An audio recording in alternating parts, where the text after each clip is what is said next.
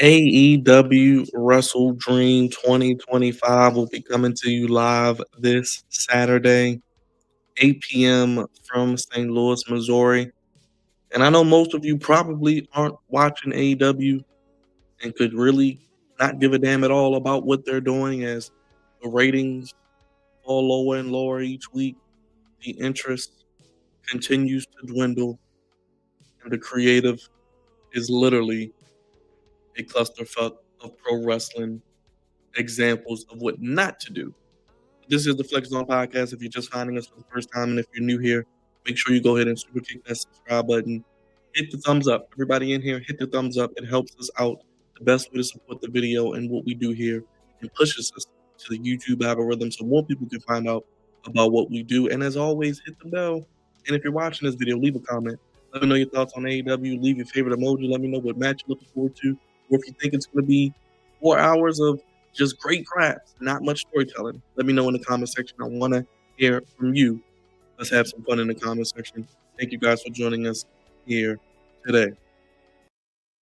As I mentioned, if you guys follow what we do here, if you're new here, we cover AEW. We have been covering AEW since day one. We have covered the highs, the lows, the good, the bad, the ugly, and everything in between, and all of the pay-per-views. And since AEW has gone to the traditional format of monthly pay-per-views, remember they used to do quarterly. So they would have one every 3 to 4 months. You would have 4 pay-per-views, 5 including Forbidden Door. And I loved that aspect. It made you wait. It allowed proper build. It built legit intrigue and made the pay-per-view that more meaningful because you had so much time to develop meaningful stories going into it with your weekly episodic television. And then you integrated things like special events. You integrated things like theme shows. And now we get pay-per-views every month. It's so diluted. It's so overloaded. It starts at 8 p.m. Eastern Time, 7 Central, 5 Pacific. On the East Coast, we're not going to be done till after 12 o'clock. We're going to be in for a minimum of 4 hours. Now, one thing I will say, there are only 8 matches on this card. There are only 8 matches on the main card. I'm not talking about the pre-show, just on the main card that starts at 8 p.m. There are only 8 matches.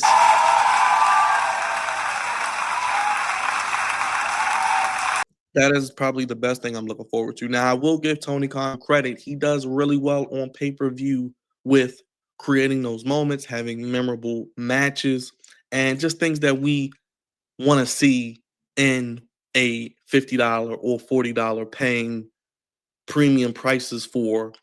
Now, he needs to realize, like I said, less is more. We don't need 8, 9, 10 matches on every card. Some cards you may only need 6, 7 matches. Put the best matches with the best storylines on the card. Every title doesn't need to be defended. We don't need random multi-man matches or thrown together matches. What we need is consistent storytelling. Like I said, with the monthly pay-per-views, you would think it would lead to more stories because you have to produce a pay-per-view every month. We've gotten less stories. So the pay-per-view model every month, kicking out $50, $40, $20 to $30, however you're doing it, pirating of the Caribbean. It is tough and is a lot. And the product that we're getting does not deserve that type of money. And you think about on the other side, you think about the week WWE just had. They had a pretty good pay-per-view on Crown Jewel. However you may feel about it, you may not watch WWE. They had a really big talking point on Raw. They even had a solid SmackDown last week. And AEW puts out mediocre television. AEW puts out uninspired, lackluster production. The Darby and Moxley segment last night was great on Dynamite, but 3 hours and didn't advance storylines, didn't generate and garner any interest for this pay-per-view. And honestly, unless you follow the product like we do, you don't even know that there's a pay-per-view this week. So it is this Saturday. We're going to preview. We're going to talk about it. Let's get into it. Obviously, AEW has the feel of a dying company on its deathbed, really just playing out the last 5 years or so of their life. They've gotten their money. They've had some great moments to live and reflect on, but they're not going to do anything new. They're not going to do anything fresh. They're not going to give you consistent reasons to come back. More than half their audience is gone, and their numbers continue to dwindle. They can't beat NXT on Tuesdays. They had their lowest rating ever. They even had a lower rating last week. I know Title Tuesday, but they've had Title Tuesdays in the past. They've had head shows in the past, and we are getting a company, a leader in Tony Khan, who is the CEO, head booker, writer, head of talent relations, head of creative, and he isn't even trying at all. Like I said, most of these matches have little to no story. Character development is few and far between, and things are just thrown on a pay-per-view just for the sake of being on a pay-per-view to give you 10 matches to make you feel like you're getting your money's worth. But I would take quality over quantity. Give me 6, 7 matches with good stories and a reason to be on a pay-per-view instead of just 9 or 10 matches where I may only care about 1 or 2. And we're going to talk about it right now. Let's start with the tailgate brawl. AEW now does this thing where they start an hour early on TNT. It's pretty much an episode of Collision. It's pretty much an episode of Rampage. It's pretty much 1 hour of matches for the pre-show, not on YouTube. And YouTube, they do the traditional countdown pre-show with Renee Paquette, RJ City, and Brian Danielson, and other guests, Jeff Jarrett, Paul White, to break down the pay-per-view matches. We got Eddie Kingston and Hook in action. Looks like they're going to be going up against some jobbers, some enhancement talent, pretty much a squash match to put them on the card. I guess Eddie Kingston and Hook are a tag team. They are New Yorkers. They brought back Eddie Kingston unceremoniously at All Out. They aren't really doing much with him. They're teasing something with LFI. Eddie's a great talker. Hook is not a great talker, but I guess we can do something with them. I mean, we were just passing around Hook. He was in Team Taz. He was with the Ox with Samoa Joe. And now he's with Hook. I mean, he's with Eddie Kingston and Hook. So what are we doing with Hook long term? Hook should be progressing. This is his what, 4th or 5th year in AEW? He should be in a position where he is going for a TNT title, an international title, a continental championship. Eddie Kingston should be in the world title picture with all the injuries of Swerve and Ospreay. We need baby faces at the top of the card. Eddie Kingston's right there. But I guess this is going to tease them going after the tag team titles. We'll see where it goes. I don't know if that's the best thing for these two men, but whatever. We'll see what happens. Eddie Kingston and Hook will win. The conglomeration against the Death Riders. I don't know how many damn times we've seen this matchup or some variation of it. I don't give a damn. I honestly am not going to give a damn. I guess the Death Riders win because they need the win, adding in Daniel Garcia, having Pac back. And I don't want to see Tomohiro Ishii, so he can take the L. I guess they win. I don't know. I don't give a damn. Now, this Jet Speed and FTR matchup has been built up a little bit since Cope and Christian are gone away, doing outside obligations, especially Cope. Stokely's with them. I think FTR deserves to be on a card like this, but it is what it is. Clearly, Tony thinks enough of FTR to be on Collision and be on the pre-show, but only on the pay-per-views when it's against the Young Bucks or Copeland and Christian. So it is what it is. I don't know why he does not really treat FTR better. They've turned heel. The run has been okay, but it's nothing to knock the world on fire, set the world on fire. But I think they beat Jet Speed here. Jet Speed is a babyface team. They're good in the ring, don't have much character, but they're trying. They're doing more backstage segments. They have matching gear and they're doing collaborative moves. So we'll see. But I think this could be a multi-match series, but I think FTR wins here through heel tactics. And then we have another women's match. I mean, these women fight in 8 women tag matches, 6 women tag matches. And we get Megan Bain and Penelope Ford against Willow Nightingale and Harley Cameron. I don't know what the hell we're doing with Willow. I don't know what the hell we're doing with Harley Cameron. When are we getting the announcement about the women's tag titles of how that will work? I don't know. I honestly do not know, nor do I really care. But, you know, I think Willow and Harley win because Megan Bain just beat Harley Cameron on Collision if you watched it. Spoiler, anyway. And Willow or Harley can pin Penelope Ford. There you go. All right. There you go. Let's get to the main card. I don't know why the hell we're getting the Hurt Syndicate and the Demand, who aren't in demand again. 6-man tag match, a tornado trios match. I don't get it. I mean, they've been trading wins back and forth. They did a street fight, which I thought would blow off the feud. Then they do a tag match last night. GOA won, so it makes me feel like the Hurt Syndicate's going to win.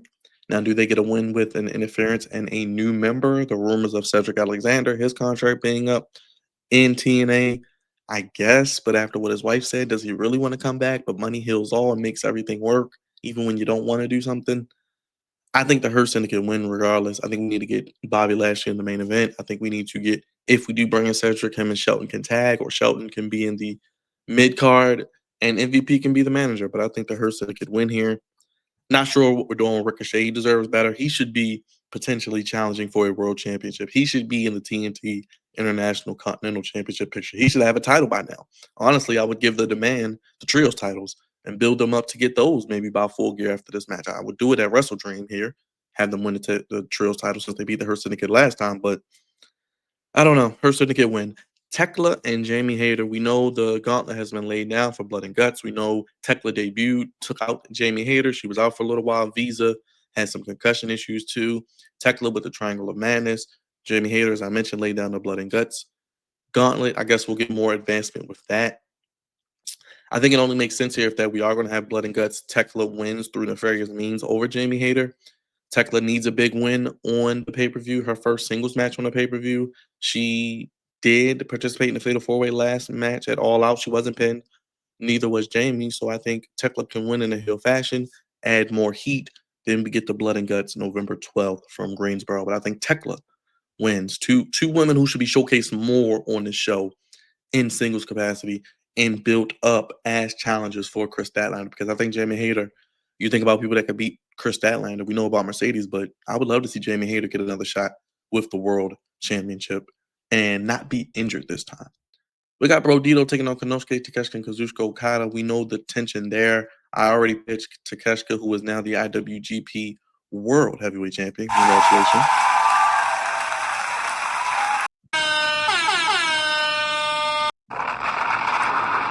Congrats to Takeshita. We saw the tension. We see the tension between him and Okada. Okada undefeated, Continental Champion, International Champion. He cut the video off when Takeshita was saying happy birthday. We need more of that. More backstage segments, more in-ring segments, more tension, more things that play out in front of us to build the tension. Takeshita wins the Owen. Oh, excuse me, he could win the Owen maybe next year, but Takeshita wins the Continental Classic, and he defeats Okada in the finals. And he is now the IWGP. He is now the Continental Championship holder, Continental Classic winner, wins the title from Okada. He's a main man. He's basically the new Okada king of tournaments. I think Brodito is not going to lose the titles yet. That could be reserved for the Young Bucks, maybe FTR. But Brodito win here.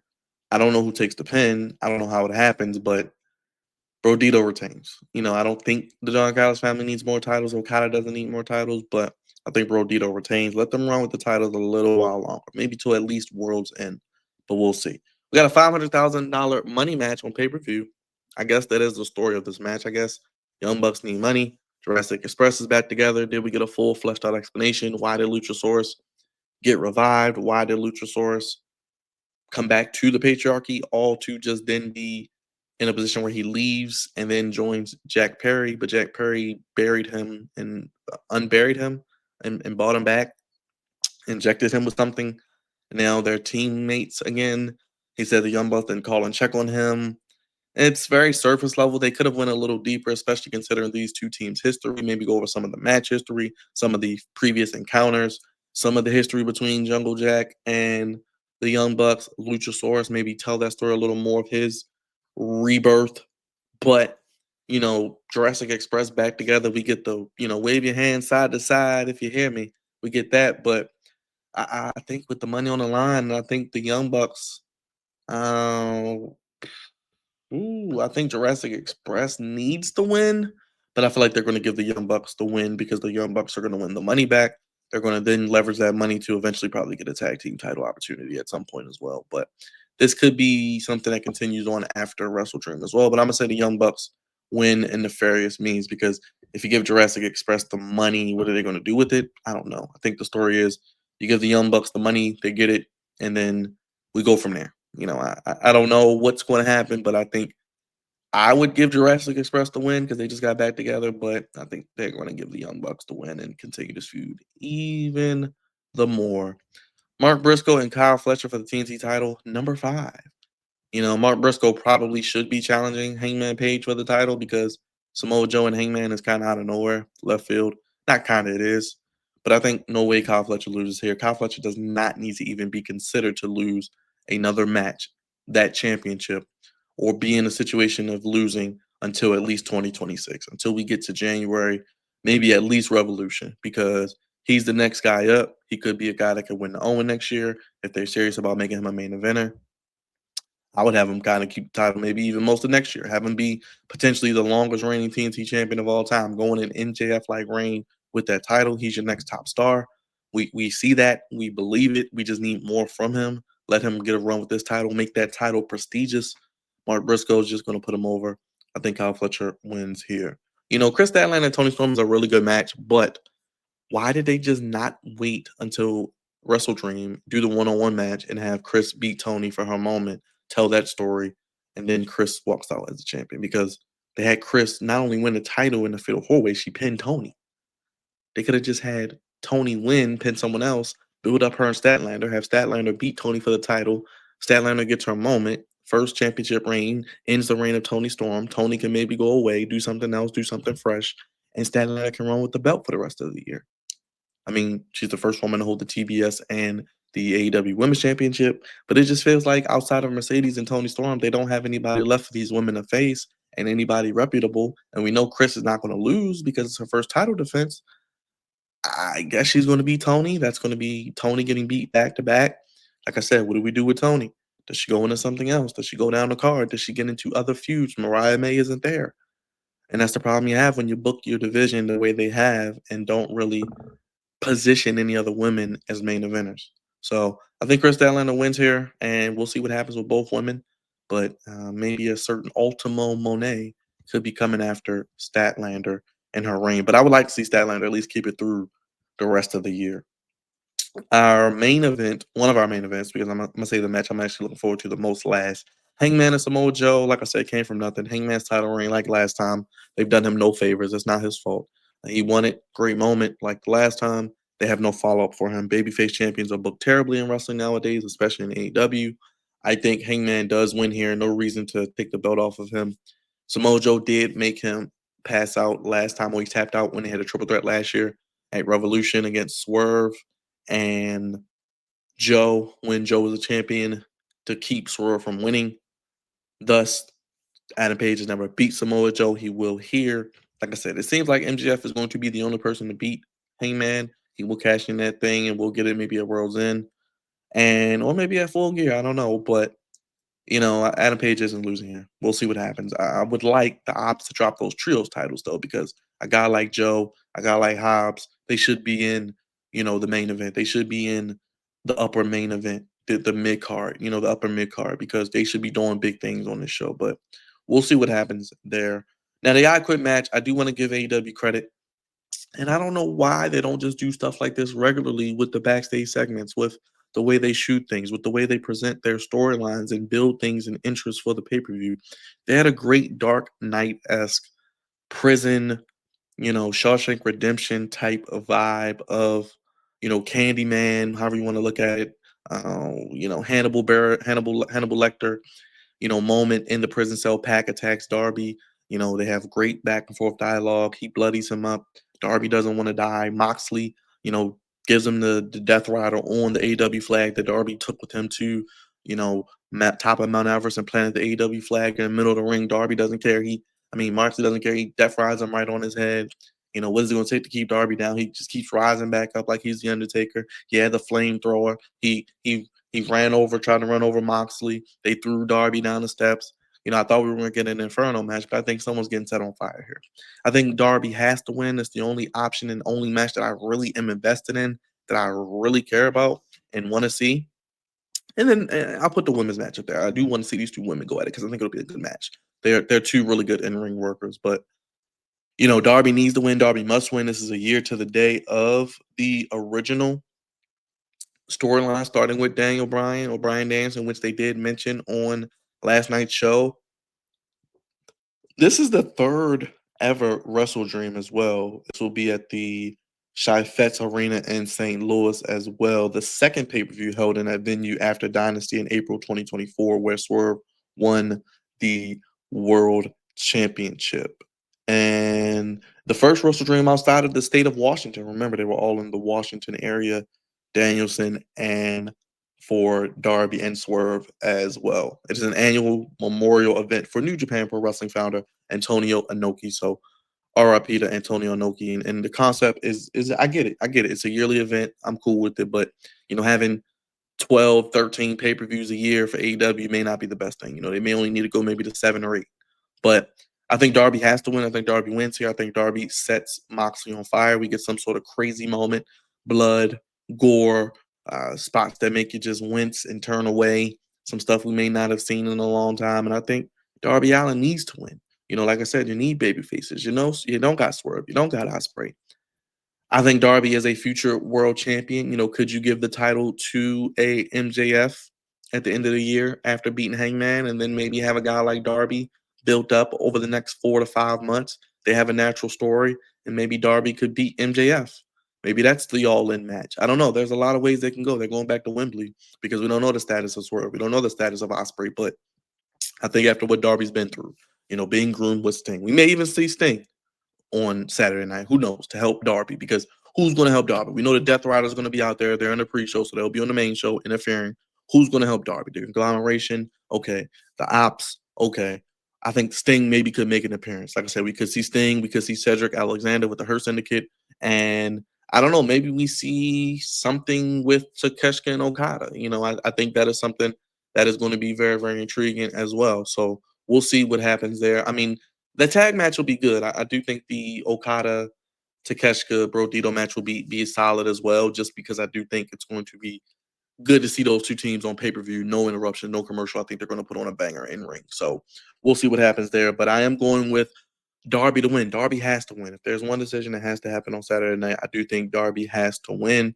And, I do think this will set him up, hopefully, to be, I think, in 2026, a world champion. He could be something like that Rey Mysterio. He could be something like that ultimate underdog babyface. And he doesn't need a 3, 4, 5, 6, 7 month reign. He can keep the title for, well, he can have the title for 2 or 3 months. He doesn't need a 7, 8 month reign. He can keep it for 3 or 4 months, and have that on his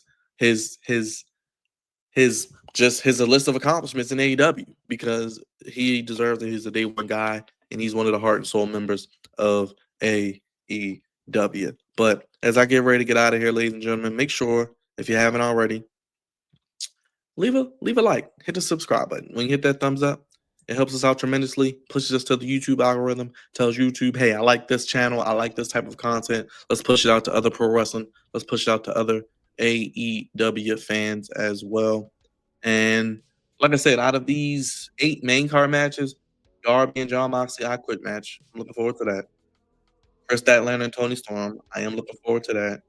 Tekla and Jamie Hayter, I am looking forward to that. Brodito and Kanosuke Takeshita Okada, I am looking forward to that. I've seen her Syndicate in the Demand plenty of times. I've seen Mark Crystal and Kyle Fletcher many a times on Collision. I mean, Hangman and Joe will be good one-on-one, so I'll put that on there. That's 5 matches. Okay, cool. And Jurassic Express and the Young Bucks have good chemistry. The Young Bucks, no matter how you feel about them, they put on great in-ring exhibitions every time they tag together. The chemistry, the moveset, it's unmatched. And Jurassic Express is a good tag team as well. So I do think that will be a good matchup. Like I said, it's not the in-ring wrestling. It's more or less the story. Like I said, Jamie and Tekla, they have some type of story. I do give them that. Young Bucks and Jurassic Express have history. Takeshita and Okada, Brodito. Like I said, I'm looking forward to it. Like, I've seen the Hurt Syndicate and the Demand plenty of times. We know how this might go. Make it a new member. Kyle Fletcher should not be losing that TNT title anytime soon. And yeah, that's pretty much how I feel. But 8 matches is more digestible. It will still be 4 hours, but we'll be here to talk about it. And like I said, looking forward to Darby and Moxley. Looking forward to the Statlander Tony match, Tekla and Jamie Hayter, and the 2 tag matches. I love tag team wrestling. We're getting 2 quality tag team matches. One, not even for the titles. One, now they incorporated the money match with a little bit of storyline element there. We'll see. I mean, this is the best character work the Young Bucks have done. Jurassic Express back together. Maybe we see Kenny Omega as well, just because he's not even booked for the show. Saturday, he's not booked for the show. Neither is Mercedes. I think Mercedes may have a segment where she celebrates breaking the longest reigning TBS champion of all time, 509 days. Maybe we get her next challenger as she has broken that record. And I think she's about to win another title. So Ultima Monet. Stay tuned. Make sure you leave a subscribe. Hit the like button, hit the bell. Comment if you made it this far. Let me know the match you're looking forward to. How you feel about the card? Do you care about AEW? What do they need to do to be better? What matches you're looking forward to?